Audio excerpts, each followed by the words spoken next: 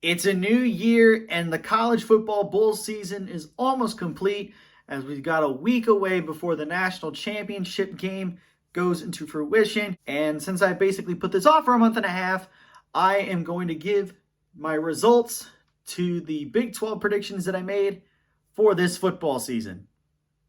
Here we go. Hey, what's up, everybody? It's Drew, better known as RockChalk01, and in this video, I'm going to share my results to my Big 12 football predictions for the 2023 season. First off, you might be asking, where the heck were you for the last month and a half? And I was just basically finishing up my finals that I needed to get done with school, and then I just took a long break to just kind of, get myself mentally back into things. But back to business. Last August, I made some big predictions for this Big 12 football season and where each team would stand. And some of them were a little bit more bold than others, but I would like to share the results to those said predictions and just go over them. Now, for those of you who don't know how this works, if I end up being one position off, whether it's forward or backwards, I am going to give myself a point. And if it's right on the nose, it's 3 points. So let's see how I do. 14th, West Virginia. Yeah, Neil Brown squad is going to have a tough one this year. I would be shocked if they end up getting the same record they did last year, which was 5-7. I don't see that. Yeah, so I ain't getting crap with this one because West Virginia really ruined it for me right off the bat. They finished fourth place. What the hell was I thinking? And they got Pittsburgh at home, which Pittsburgh's probably one of the better ACC teams. They need help. Oh, and I even thought Pitt was going to be a good team. They were terrible. And then there's a good chance that Neil Brown at the end of the season might get fired. And that's almost inevitable because he's probably got the hottest seat right now in all of college football. Yeah, Neil Brown is definitely not on the hot seat anymore. In fact, it might be just lukewarm at worst. So, yeah, with all the crummy things that I said, I ain't getting squat for this. 13th, Houston. Hey, that didn't take too long. I actually got one right. Woohoo! I mean, they have a decent schedule. I can see them pulling maybe a 6-6 season at best. Yeah, it was just not good for Houston at all. In fact, add insult to injury, they fired Dana Holgorsen, which kind of surprised me because I thought they would keep him at least 1 year before all the fiasco goes around. Since I actually picked Houston to be 13th place, and they were 13th place, give me 3 points. So, I'm on the board with 3. 12th, Iowa State. That was bad. Unfortunately for Iowa State, it was their first last place finish since 2014. And I don't see them improving much. Who would have thought after Iowa State had one of its worst scoring seasons and a last place finish that they would end up 5th? Not I, says me. It also wasn't looking that way either. I mean, they started the season in their first 3 games 1-2. They beat Northern Iowa, but they lose to Iowa at home in a low-scoring affair. And then they go to Athens, Ohio to play Ohio University and lose 10-7. It was not looking like a good season for Iowa State at all. This also doesn't help them with the whole gambling scandal that is going on at Iowa State, which might put Hunter Dekkers suspended indefinitely until further notice. Hunter Dekkers isn't even on the team anymore. He's gone. After predicting them 12th and they finished 5th, squat, 0. Move on. 11th, Oklahoma State. I would say that this is the hottest take of the season, in my opinion. I said it was a hot take for a reason. Boy, was I ever wrong with Oklahoma State. Thinking that they would be towards the bottom of the conference and in 11th place under Mike Gundy. They were the Big 12 runner-up, people. It was so freaking stupid. Same situation. This time, add the fact that they don't have a quarterback. All they have basically is Garrett Rangel and Gundy's son. Oh, they had a quarterback, and they also have an incredible running back. Quarterback name, Alan Bowman. And their star running back, Ollie Gordon II, who was the Doak Walker running back of the year. Ugh. Oklahoma State exceeded my expectations of where they were going to end up being. And for them to finish in the Big 12 runner-up position, it doesn't surprise me. I would not be surprised next year to see Oklahoma State in this same situation. It all depends on what they do this offseason. But good God, Oklahoma State did so well. And I feel stupid for that hot take because it ended up being ice freaking cold. So yeah, I ain't getting crap for this. 10th, UCF. Hey, well, I'm back on the board, thank goodness. I just don't know how UCF is going to do in its first season. I would say they're going to fall a bit. They could definitely prove me wrong. They've got a lot of the pieces on offense that makes them really talented, and they could really do some damage. Now, they might be a near bowl team in my eyes, but I think they'll miss out on going to a bowl game. I mean, it was so close to getting it right on the nose again, but they ended up finishing 9th. And they actually did make a bowl game this year, going 6-6, but then losing to Georgia Tech in grand Gus Malzahn fashion. Injuries plagued UCF. They could have had a better season than what they had. I mean, a couple one-possession losses to Oklahoma and Baylor really hurt them this year to go 8-4 and have a better position in the conference. But hey, a 6-7 season, you gotta give them credit. Even though I didn't get it right in the nose, since I got it one off, I do get 1 point out of this. So now I'm up to 4 points. 9th, Cincinnati. Well, the Luke Fickell effect went drastically. I see him more as a 5-7, 6-6 team. They might make a bowl this year. Yeah, so 6-6 didn't happen. How about 3-9 and 1-9 in conference play?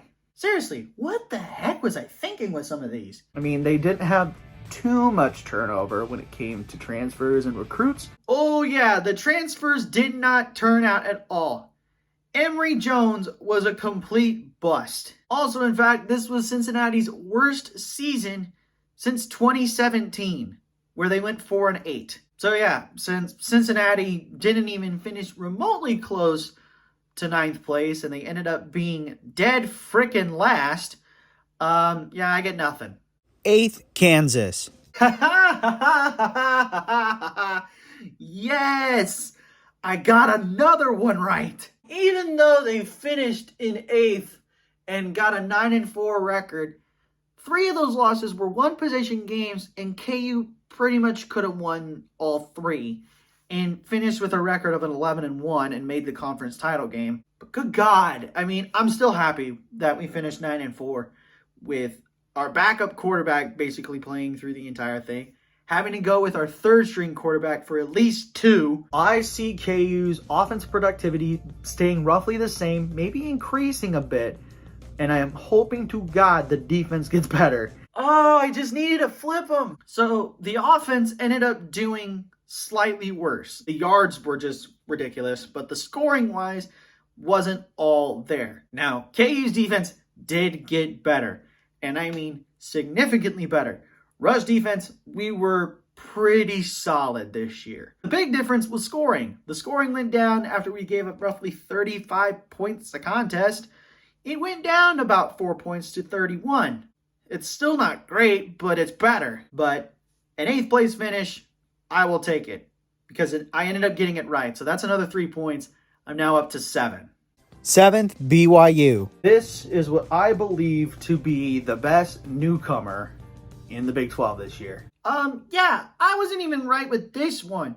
Thinking that BYU was going to be the best out of the expansion teams, oh boy, they were second at best. BYU, I predicted them 7th. They ended up 11th. I think BYU will be pretty good this year and make a bowl game and give the Big 12 some big hype. Oh, I was so close.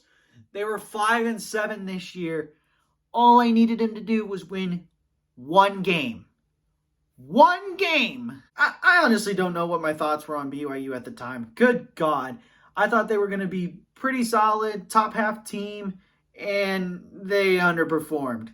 They looked fine through the first 3 weeks, and then just downhill from there. So yeah, unfortunately, since I predicted BYU to be 7th, I got nothing here. 6th, Baylor. All right, Baylor, you better not do anything stupid because a lot of people have you going in many different directions. Yeah, they did stupid things, and they went south. Now, Dave Aranda's squad looks like they basically did nothing. And they did nothing. I mean, I predicted them 6th for Pete's sakes, and they finished 12th. If time shows itself perfectly, that means they're going to finish roughly what they did last year, which was 6-7, and they basically lost the bowl game to Air Force. How about 3-9 and 2-8 in conference play? Okay, but I think you'll be pretty decent. I mean, it will save Aranda's job at least. Saving Dave Aranda's job, you did, but oh man, he's on the hottest seat ever. So yeah, since I predicted Baylor to be 6th and they ended up 12th, another 0 for me. Good God. 5th, TCU. All I gotta say is the CFP run that TCU had was an absolute dud because they lost the championship game. Well, I wasn't wrong. I mean, predicting TCU to finish 5th and calling the national championship game that they played a dud, I was right because they actually did way worse than that. Can they be on top like everybody else thinks? And the answer is no. TCU is going to have a downgradable year. Now, they'll still be decent. Oh, they weren't decent. They didn't even make a bowl game this year. I predicted them 5th. They ended up finishing in 10th place. They are, without a doubt, one of the worst teams to make a college football championship game because the aftermath of it, terrible. I could see them going like 8-4 and they'll be considered a dud year. 8-4, and I thought that was a dud year. How about 5-7? Yeah, predicting TCU to finish 5th and they ended up finishing 10th. Oh boy, that's another 0 for me. 4th, Oklahoma. Oh, finally, I'm back on the board. Brent Venables' squad looks so much better than what they did a season ago, which is probably considered one of Oklahoma's worst seasons in school history. Again, I wasn't wrong that last year was probably one of Oklahoma's worst because a 6-7 campaign to what they've been doing throughout Bob Stoops' tenure and then Lincoln Riley's tenure. It was bad. I don't see them doing much damage this year. I think they do some because they have a decent schedule for themselves. Oh, they could have done more damage this year hadn't they lost to Oklahoma State and Kansas this year. Those 2 losses pretty much killed their season. But I mean, they do get some productivity coming back. Dylan Gabriel was huge to get back for his senior season. Yeah, Dylan Gabriel had a good season. Then he just effed off to Oregon in the transfer portal. Yeah, since I predicted Oklahoma to finish 4th and they ended up 3rd, that's another point for me. So now, what is that? I'm now up to 8 points? 3rd, Kansas State. All right, Kansas State, don't let me down in this situation. Hey, K-State, you let me down this year. But yeah, Kansas State finishing 3rd. Boy, I was wrong about that one. They finished 6th. Not gonna lie. They have some dudes that are gonna be problems. Will Howard especially is going to be a problem for many teams. Dang, I also wish I would have said that Will Howard would be a problem for Kansas State because there's been a few times that Will Howard caused K-State games. I could see them going 10-2, maybe even 11-1. The only games that I can see them losing at this point, Texas Tech, TCU, and Texas. They beat Texas Tech. They beat TCU. I did get the Texas game right. They did lose that one. Good Lord, predicting Kansas State to be 3rd. I might not go that high anymore, especially since it's going to be expanded to 16 teams. I mean, it depends on how well they do this offseason, but since I predicted them 3rd and they finished 6th, another 0. 2nd, Texas Tech. What the hell was I thinking with Texas Tech here? Second place. Predicting the Red Raiders 2nd. They were 7th this year. The Red Raiders look, oh boy, they look dangerous. Yeah, the only thing that they were dangerous to was to themselves, because they kept shooting themselves in the nuts every time. Except the KU game. They actually won that one. First, Texas. Well, hot diggity dog, I end on a high note. I got it right. They're going to be dangerous this year. And don't be surprised if every team they play gets blown out by 20 plus points. No, they did not blow out teams by 20 at all. They actually lost a game to Oklahoma. That was their only loss until they lost the Sugar Bowl to Washington on the final play of the game. This gives Texas the well-deserved boost it will need to go into the SEC as one of the powerhouses, to be a competitor against Georgia, Alabama, LSU, Florida. I did call it that with Texas winning the Big 12, it would give them so much relevance to be one of the top tier teams when they move to the SEC. And it looks like it. They can play against an Alabama. They can play against a Georgia. They can play against an LSU. Why did I have Florida in that conversation is beyond me. I should have changed them with Tennessee because Tennessee is way better. So since I did predict Texas to be my Big 12 champion, I do get 3 points. So I end up finishing with 11 total points. And with all that said, those are the results to my Big 12 football predictions for the 2023 season. Wow. Surprised that I actually ended up getting 3 right, and 2 of them being off by 1. So 3 out of 14 right, and 5 out of 14 in the vicinity. I know it's not great, but I will take it. And who knows, it might be the best that I do, because next year is going to be 16 teams. So it'll be interesting. With all that said, let me know in the comments what you guys think. Also, don't forget to leave a like, share, and subscribe, and push that notification bell, and tell your friends about these videos. And I should see you again when the next one comes out. But until then, have a good day. Never ever bring exotic dancers to the field house. And I'll catch you on the flip side. Peace.